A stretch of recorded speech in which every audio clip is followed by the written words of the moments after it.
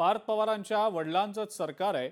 अजित पवार आपल्या मुलानं गुन्हा केलाय आणि त्यामुळे उगाच रंगसफेदी आता त्यांनी करू नये असं ठाकरेंच्या शिवसेनेचे खासदार संजय राऊत म्हणतायत. पंतप्रधान मोदींनी अजित पवारांना वाचवलंय असं म्हणत राऊतांनी अजित पवार यांच्यावर जोरदार टीका केलेली आहे.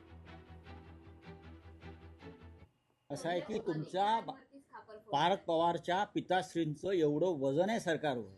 कोणाची हिंमत आहे सांगण्याची? कोणाची हिंमत आहे का? जय शहाला कोण मार्गदर्शन करण्याची कोणाची हिंमत आहे का? सांगा ना. जय शहा सांगेल तेच कर, तसं पार्थ पवार सांगतील तेच कर. पार्थ पवार एखादं प्रपोजल घेऊन आलेले आहेत. कोणाची हिंमत आहे महसूल खात्यामध्ये, प्रशासनामध्ये? जय शहाने एखादी गोष्ट सांगितली अमित शहाच्या चिरंजीवाने, कोणाची हिंमत आहे? बघा, आता फार रंगसफेदी करू नये अजित पवारांनी. गुन्हा केलेला आपल्या पुत्रानं, आणि हे हायकोर्टानं सांगितलंय. यांना का दूर ठेवलंय? का? आता सामोरे जा. त्याच्यासाठीच हा बिल आलेला होता. बहुमताच्या वर्षावर ते बिल मंजूर करून गेलं. खरं कोर्टात जाण्यासाठी विलंब व्हावा आणि मार्ग काढता यावा. मंत्र्याकडे किती कालावधीसाठी ते प्रकरण राहावं याला मर्यादा नाही.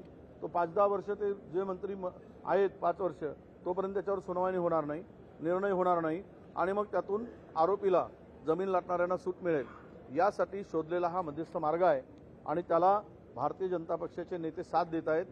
म्हणजे चोर चोर मावसेरा भाऊ, तुम भी खाओ हम भी खाए, हे दोघेही मिळून संगनमतानं काम चाललेलं आहे असं तो मत आहे. मी मांडताना तेच सुद्धा मांडलेलं आहे की आपण नहीं खाऊंगा नहीं खाने नहीं दूंगा, पर जो जब दबा के खाता है उसको साथ में रखने के लिए मैं ईमान इतबार ये काम करूंगा.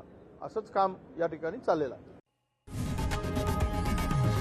लोकशाही मराठी ऐका, पहा, जागरूक रहा.